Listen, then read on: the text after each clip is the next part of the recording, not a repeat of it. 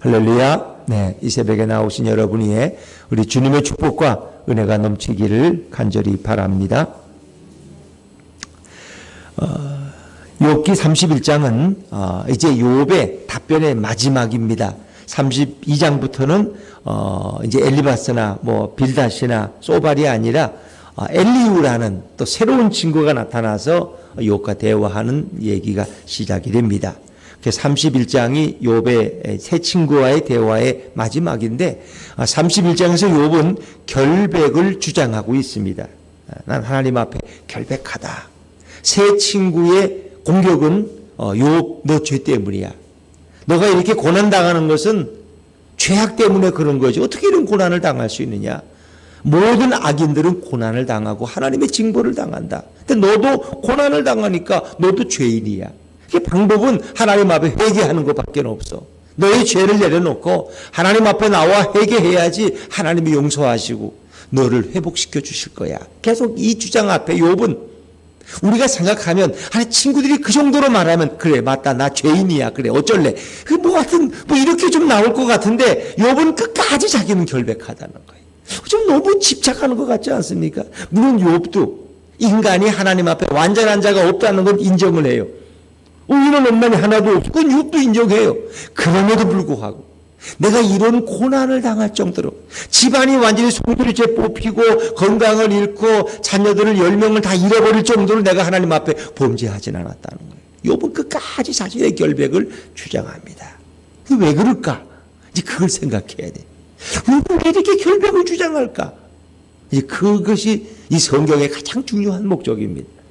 자, 1절부터 15절까지 부분은 욥이 내적인 순결과 자신의 결백을 주장하는 부분이고 16절부터 마지막 절까지는 대만 사람 엘리바스 첫 번째 욥을 공격하며 변론했던 이 엘리바스의 고소에 대한 반박입니다. 엘리바스가 욥기 22장 5절부터 9절에 보면 욥 너가 의롭다고 하지만 내가 보니까 너 고아들 박해하고 과부들 거 빼앗고 나쁜 짓 많이 했어 너 이러면서 막 욥을 고발해. 근데 거기에 대한 욥이 구체적인 답변이 이 후반부에 등장하고 있습니다. 근데 욥이 왜 이렇게 자신의 결백을 그렇게 주장할까? 좀 한 번쯤 인정할 만도 하잖아. 부부 사이에 싸우면 당신 잘못했잖아. 그래 나도 인간이니까 잘못할 수 있지. 뭐 그런 걸 가지고 그래. 이러면 끝나는데 자신은 잘못한 게 없다는 거야. 그 나중에 기가 막힌 거야. 아니 당신 아까 내가 잘못한 거 봤는데 우리는 아니라는 거야. 이래서 논론이 길어져요. 우리가 인간적으로 보면은 그 한 번쯤은 나도 사람인데 나도 모르는 사이에 뭐 고아를 박해할 수도 있었겠지. 그러면 내가 하나님 앞에 빌어야지 회개해야지 이럴 줄 같은데 욥은 끝까지 아니라는 거예요. 왜 그럴까? 욥은 왜 자신의 결백을 끝까지 그렇게 주장해야 될까? 그건 교만 때문일까? 아니라는 것입니다. 거기에는 분명한 이유가 있다는 것입니다. 자, 우리 31장 1절부터 5절까지는 내적인 순결에 대한 욥의 그런 고백인데 자신은 처녀에게 나쁜 마음을 품은 적도 없다는 겁니다. 자, 1절 말씀합니다. 1절입니다. 31장 1절 시작. 내가 내 눈과 약속하였나니 어찌 처녀에게 주목하랴. 이것은 관심을 가지고 처녀를 봤다는 거예요. 다시 말하면 예수님의 말씀에 의하면 네가 음욕, 나쁜 마음, 음란한 마음을 품고 여인을 바라보면 뭐예요? 간음한 것과 똑같다는 거예요. 그러니까 이거는 내적인 순결이에요. 율법이라는 것은 겉으로 드러나는 죄만. 남의 여인집에 들어가서 남편이 없는 데 들어가서 그 여인과 간음했다. 그럼 죄가 되는 거야. 행동으로. 그러나 마음속으로 짓는 거는 율법에는 죄가 안 돼. 그런데 오늘 말씀해 보니까 네가 마음에 이 음란한 마음을 가지고 여인을 쳐다보기만 했어도 너는 범죄한 것이다. 그러니까 욥은 반대로 내가 만약에 음란한 마음을 가지고 오는 여인을 바라보기만 했더라도 하나님은 나를 용서하지 않을 것이다. 나는 내 마음까지도 하나님 앞에서 더럽히지 않으려고 노력했다는 거예요. 처녀에게 주목할. 이게 내적인 순결을 의미하는 거예요. 어찌 보면 이 말을 보면 예수님 말씀이 생각나지 않습니까? 자, 그런데 이건 이제 31장에 보면은 이 말의 이 표현법이 가정법이라는 거 아세요?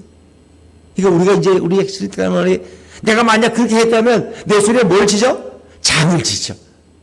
만약 내가 거짓말한 게 드러나면 내가 내 목을 내어줄게. 아니 이 아파트 다 넣어줄게 이렇게 주장하는 사람은 뭐 자신이 있으니까 그렇겠죠. 사람들은 자신의 결백을 주장할 때 가정법을 써요. 너가 나를 욕하는 것처럼 내가 정말 그런 죄를 졌다면 내 있는 거 다 가져가. 내 팔 잘라도 좋아. 이렇게 지나칠 정도로 사람들은 자신의 결백을 주장할 수 있죠. 어찌 보면 욥의 고백이 그런 거예요. 이건 부정적인 형태의 어떤 맹세의 일종이에요. 고대 사회에서는 무고한 사람이 자신의 결백을 주장할 때 이런 방법을 사용하는 거예요. 당신이 나를 법정에 고발했는데 나는 그런 죄를 진 적 없다. 만약 내가 그런 죄를 졌다면 남의 것을 도둑질한 것을 너가 맞다고 그러는데 그게 옳다면 내 재산 다 가져가라. 주겠다. 이런 부정적인 맹세예요. 그러니까 이건 강력한 맹세죠. 가장 강력한 자신의 결백을 주장하는 뭐 예전에 이렇게 뭐 과학적인 방식을 썼다라면 그전엔 옛날에 그런 게 없이 자신의 그 결백을 주장하는 가장 강력한 방법이 부정적인 맹세의 방법이고 가정법이었다는 거예요. 친구들은 계속 인과응보적인 변론을 공격하는 거죠. 너가 죄가 있으니까 고난을 당하는 거야. 근데 욥은 죄가 없다는 거예요. 내가 눈꽃만큼만 죄가 있으면 내가 하나님의 징계를 받아 죽어도 좋다는 거예요. 자, 우리 1절 한번 이제 읽었는데, 자, 하나님의 방법은 만약에 내게 죄가 있으면 하나님이 나를 그냥 두시겠느냐? 자, 3절, 4절 말씀. 3절, 4절 하면 3절, 4절입니다. 시작. 불의한 자에게는 환난이 아니겠느냐? 행악자에게는 불행이 아니겠느냐? 그가 내 길을 살피지 아니하시느냐? 내 걸음을 다 세지 아니하시느냐? 만약 그런 죄가 있으면 당연히 죄악된 자에게는 환난이 오고 불행이 올 것이다. 왜? 하나님이 보고 계시니까. 나는 그런 죄를 진 적이 없다는 거예요. 자, 5절부터 8절까지는 자신은 거짓과 탐심을 가져본 적이 없다는 거예요. 욥의 고백이. 제가 읽을게요. 5절. 만일 내가 허위와 함께 동행하고 내 발이 속임수에 빨랐다면, 내가 부정직한 마음을 가지고 그런 행동을 했다면, 6절에 같이 읽죠. 시작. 하나님께서 나를 공평한 저울에 달아보시고 그가 나의 온전함을 아시기를 바라노라. 저울에 달아서 내가 그렇지 않다는 걸 하나님이 알기를 원한다. 만약 내가 그런 죄를 졌다면 하나님이 이렇게 내게 하셔도 좋다. 7절과 8절입니다. 7절, 8절 시작. 만일 내 걸음이 길에서 떠났거나 내 마음이 내 눈을 따랐거나 내 손에 더러운 것이 묻었다면 내가 심은 것을 타인이 먹으며 나의 소출이 뿌리채 뽑히기를 바라노라. 하나님이 나에게 벌을 주시길 원하노라. 뭐 그런 뜻이죠. 근데 여기 보니까 인간이 질 수 있는 모든 죄.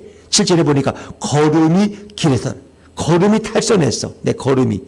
또 내 눈이 범죄했어.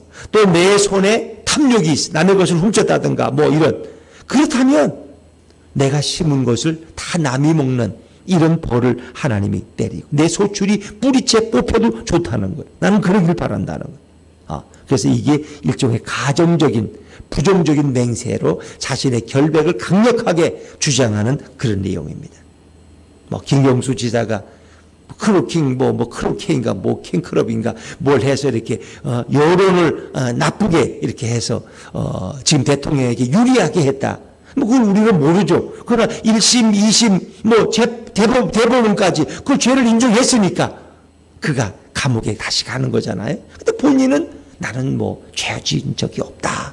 뭐 그렇게 주장을 하는데 글쎄 뭐 하나님이 보시면 아시겠죠. 하나님이 보시기에는. 그 사람들은 자신의 결백을 주장해요. 자신의 결백을. 그런데 오늘 욥은 진정 진실한 마음으로 자신의 결백을 주장하고 있는 거예요. 자, 심지어 그런 이렇게도 맹세합니다. 자, 9절과 10절 말씀. 9절과 10절 시작. 만일 내 마음이 여인에게 유혹되어 이웃의 문을 엿보아 문에서 숨어 기다렸다면 내 아내가 타인의 맷돌을 돌리며 타인과 더불어 동침하기를 바라노라. 이게 극단적인 얘기죠. 만약 내가 다른 옆집 여인이 너무 예뻐서 그 여인과 좀 이렇게 정을 통하려고 아무도 없는 것을 내가 지켜보고 이렇게 다윗이 마치 바세바를 데려다가 동침하듯이 내가 그랬다면 내 아내가 타인의 맷돌을 돌린다는 건 뭐야? 나하고 헤어져서 다른 남자하고 가서 사는 거예요. 또 다른 남자와 동침하기를 내가 바라더라. 그런 벌을 받아도 나는 할 말이 없다는 거예요. 그럴 할 말이. 또 11절 12절에 보니 그것은 참으로 음란한 일이니 재판에 회부할 죄악이요. 남녀가 간음하면 둘 다 돌로 쳐 죽이는 거죠. 율법에 의하면. 멸망하도록 사르는 불이니 나의 모든 소출을 뿌리째 뽑기를 바라노라. 이렇게 말하는 것은 욥이 자신의 결백을 하나님 앞에서도 부끄러움이 없다는 거예요. 친구들은 하나님 앞에서 너의 죄를 인정하라고 하지만 욥은 그렇지 않다는 것입니다. 계속해서 자신의 결백. 심지어 욥이 뭐까지 주장합니까? 내가 남종과 여종의 권리를 저버렸다면 그것도 하나님이 심판하실 것이다. 사실 뭐 구약에서 종들이라는 것은 인격적으로 대우하지 않습니다. 지금은 뭐 한번 뭐 권익위원회다가 해서 뭐 이것이 뭐 이렇게 위력에 의한 뭐 이런 거냐 이걸 뭐 판단해 달라 뭐 어쩌고저쩌고 이제 그렇게 하는데 종이라는 것은 그 당시에 이건 짐승하고 똑같이 대우하는 거예요. 종에겐 인권이 없어요. 근데 심지어 욥은 내가 종들에게도 함부로 대한 게 있으면 하나님 나를 심판하셔도 좋다는 거예요. 자기 집에 종들에게도 나는 그렇게 한 적이 없다는 거예요. 자, 13절, 14절, 13절, 14절입니다. 시작. 만일 남종이나 여종이 나와 더불어 쟁론할 때에 내가 그의 권리를 저버렸다면 하나님이 일어나실 때에 내가 어떻게 하겠느냐? 하나님이 심판하실 때에 내가 무엇이라 대답하겠느냐? 하나님 앞에서 하나님은 다 아신다는 거예요. 그러면서 욥이 고백하는 놀라운 사상이 있다는 거 아시죠? 15절을 제가 읽을게요. 15절. 나를 태 속에 만드시니가 그도 만들지 아니하셨느냐? 그라는 건 종도. 나를 만드신 하나님 그 창조주가 그 종도 그 종의 생명도 창조하지 않았느냐? 우리를 뱃속에 지으시니가 한 분이 아니시냐? 그렇습니다. 그러니까 욥은 이미 이 당시에 모든 인간은 평등하다는 걸 욥은 주장했다는 거예요. 그러니까 민주주의가 만민 평등주의가 여기서입니다. 욥에서 이건 창세 시대, 아브라함 시대에 창세기가 기록되던 그 시대에 이미 욥은 그 하나님의 마음을 알고 그걸 고백하고 있다. 참 놀라운 일이죠. 이거는 뭐 미국에서도 사실 흑인들에 대한 차별이 없어진 게 얼마 안 되죠. 지금도 차별하잖아요. 예전에는 버스도 같이 못 타고 식당도 같이 못 들어가고 그 흑인들은 백인의 노예가 돼서. 그러나 이미 욥은 그것까지도 고백해요. 나를 만드신 하나님이 저 종들도 그들 생명도 그럼 우리가 동등한 거 아니냐? 주인이라고 내가 함부로 할 수 없잖아. 욥이 얼마나 결백을 주장하고 있는 그 진실한 그 배경이 무엇이냐는 거예요. 그게 너무 중요한 거죠. 그리고 16절부터 이제 마지막까지는 대만 사람 엘리바스가 욥을 고소해서 22장 5절부터 9절까지 보면 이런 고아에 대한 문제, 가난한다의 문제. 왜? 욥은 부자니까. 그리고 오히려 고아와 가부들을 간별대했다는 거예요. 근데 욥은 거기에 대해서 자신의 이제 결백을 주장하는 이런 게 이제 소개가 됩니다. 16절부터 23절까지는 가난한 자나 고아나 과부에 대해서 나는 그렇게 한 적이 없다는 거예요. 자, 좀 읽어보시죠. 16절부터 18절까지, 16절부터 18절까지 같이 읽어보죠. 시작. 내가 언제 가난한 자의 소원을 막았거나 과부의 눈으로 하여금 실망하게 하였던가. 나만 혼자 내 떡덩이를 먹고 고아에게 그 조각을 먹이지 아니하였던가. 실상은 내가 젊었을 때부터 고아 기르기를 그의 아비처럼 하였으며 내가 어렸을 때부터 과부를 인도하였노라. 사실은 고아나 가부들을 자기 가족처럼 이렇게 돌봤다는 거예요. 그 너의 고발은 다 틀렸다는 거예요. 엘리바스의 고발은 편견이 있는 것이고 욥에 대해서 억울한 없는 일을 만들어서 고발하고 있다는 거예요. 또 19절 제가 읽을게요. 19절 20절. 만일 내가 사람의 의복이 없이 죽어가는 것이나 가난한 자가 덮을 것이 없는 것을 못 본 채 했다면, 가난한 자가 밤에는 이 덮을 이불이 없으면 얼어 죽거든요. 유대 사회에서도. 내가 그런 걸 보고 그냥 지나친 적이 있다면 하나님이 나를 이렇게 보내도 좋다는 거예요. 이제 가정법이죠. 20절. 만일 나의 양털로 그의 몸을 따뜻하게 입혀서 그의 허리가 나를 위하여 복을 빌게 하지 아니하였다면. 가난한 사람이 욥이 지나가다 그걸 보고 자기 겉옷 양털을 벗어서 그에게 덮어주니까 그거 뭐예요? 따뜻하게 자면서 욥은 정말 훌륭한 사람이에요. 하나님이 저런 사람을 축복해야지. 이렇게 하도록 내가 하지 않았다면 내가 어떤 벌을 받아도 좋다는 거예요. 그 벌이 어떤 겁니까? 22절 같이 읽죠. 시작. 내 팔이 어깨뼈에서 떨어지고 내 팔뼈가 그 자리에서 부스러지기를 바라노라. 양 어깨가 다 빠져도 나는 괜찮다.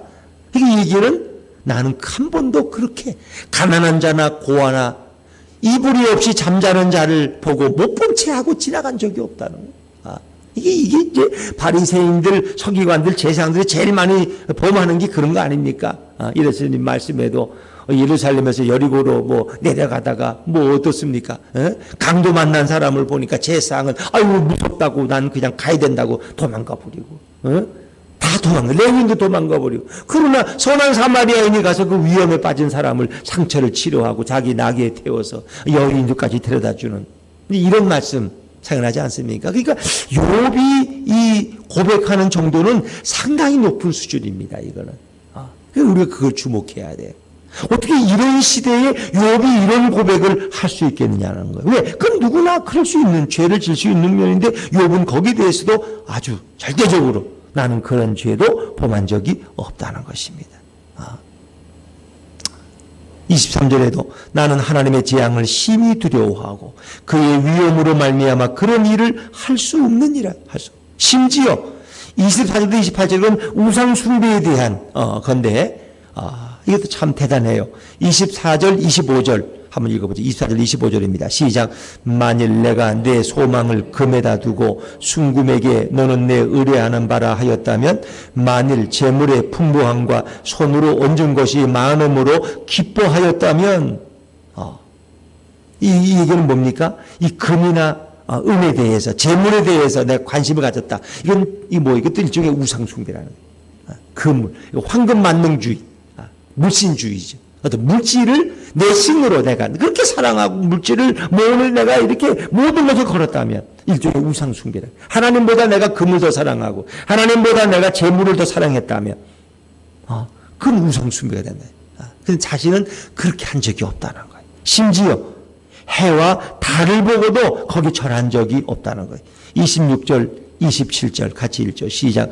만일 해가 빛남과 달이 밝게 뜬 것을 보고 내 마음이 슬며시 유혹되어 내 손에 입 맞추었다면, 이 달을 보고 자기 손에 입 맞춘다는 것은 달을 섬긴다는 거예요.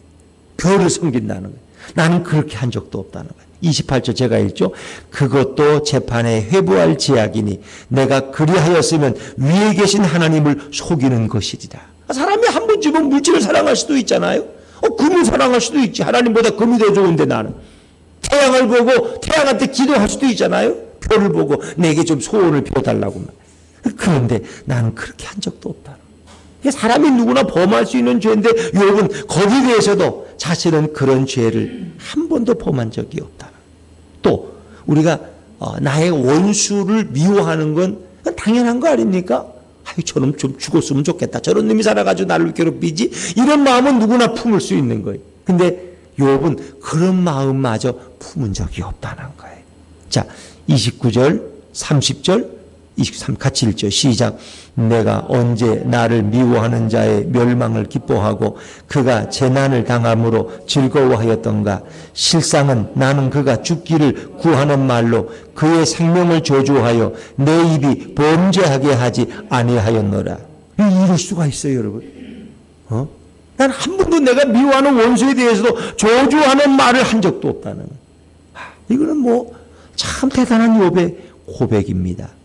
근데 이제 뭐 끝까지 이제 가야 됩니다만은 뭐 가기 전에 이제 우리가 중요한 메시지를 전한다면 우리 예수님이 마태복음 5장에서 산상보훈에서 하신 말씀이 있어요. 마태복음 5장 27절 28절에 보면은 예수님이 이제 사람들에게 말씀하면서 율법에는 간음하지 말라고 말했다. 이 간음이에요. 여기서 율법이 말하는 간음은 밖으로 드러나는 간음이에요. 행동으로 보이는 간음. 그러나 나는 너희 마음의 여인을 보고도 음욕을 품는다면 너는 이미 간음한 것과 동일하다는 거예요. 그래, 그런 마음.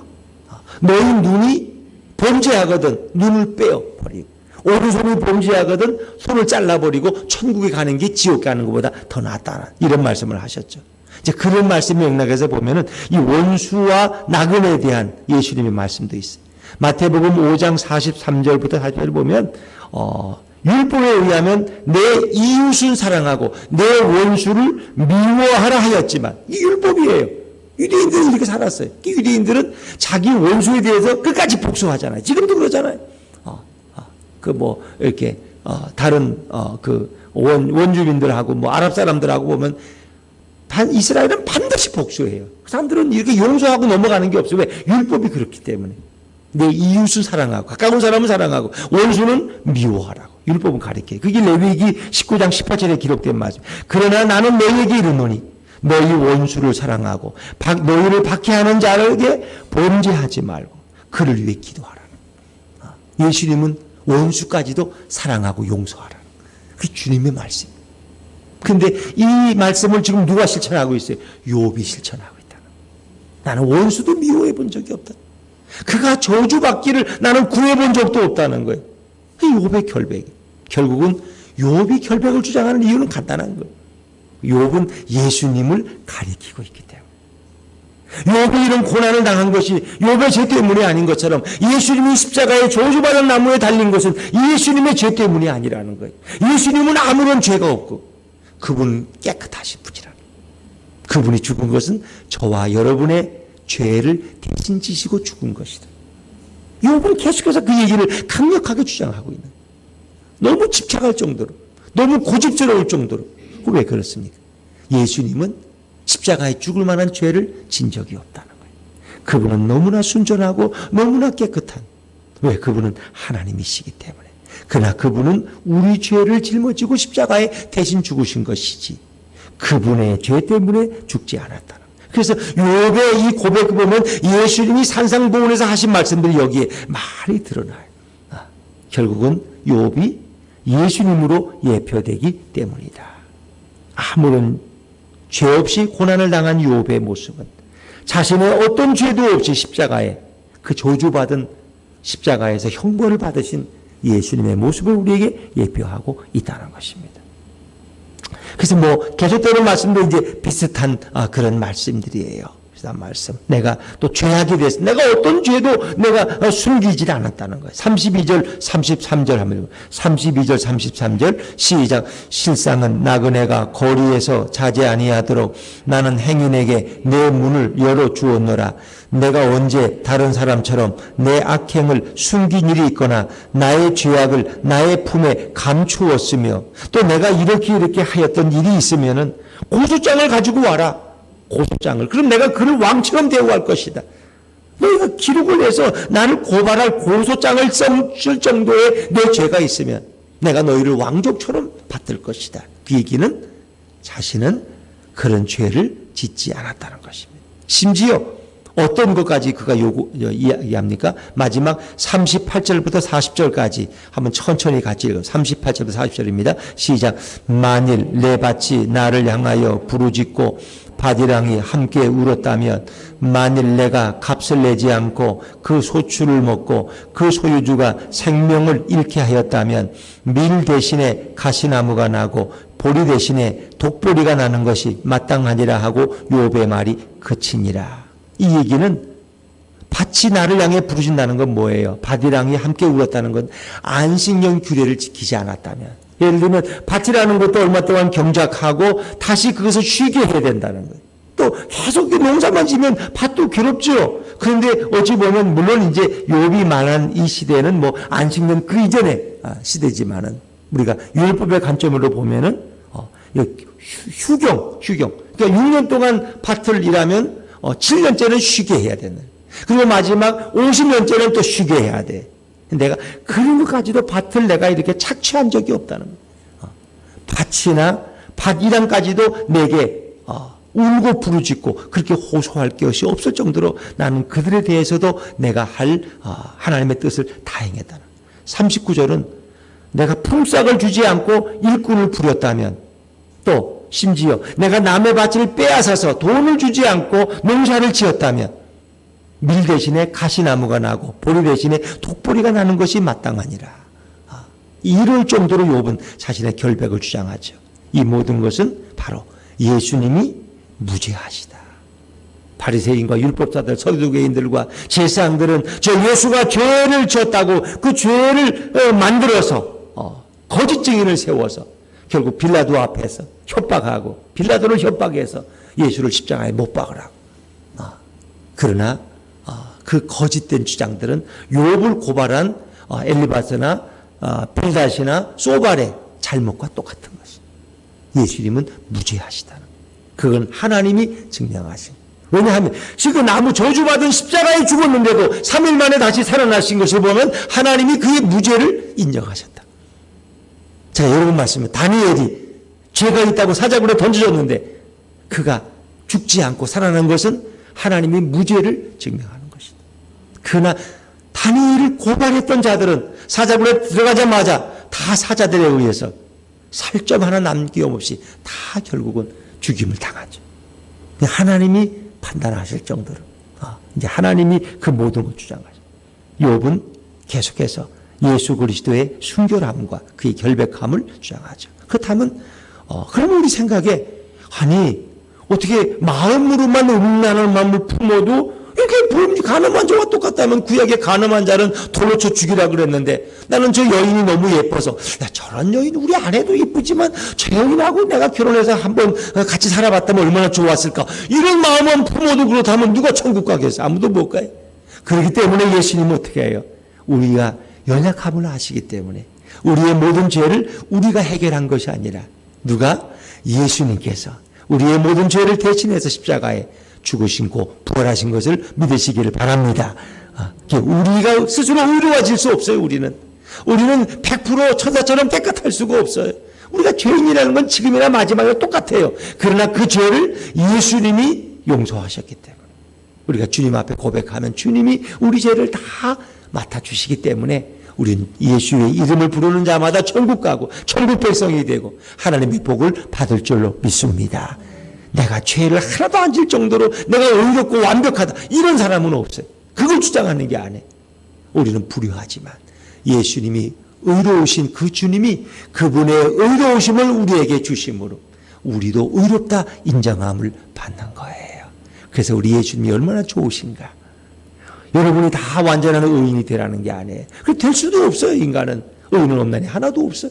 그러나 우리는 불의하지만 더럽고 추악하지만 오늘 예수님의 의로우신 그 의로운 본인의 공로를 의지해서 우린 천국 백성이 되고 구원받고 영원한 생명을 얻는 거예요. 그 좋으신 예수님이 오늘 살아계셔서 우리 가정의 주인이 되시고 우리 직장에 함께 하시고 오늘도 저와 동행하신다면 얼마나 감사합니까? 그 좋으신 예수님을 바라보면서 그 주님과 동행하는 행복한 하루 되시기를 주의 이름으로 축원합니다.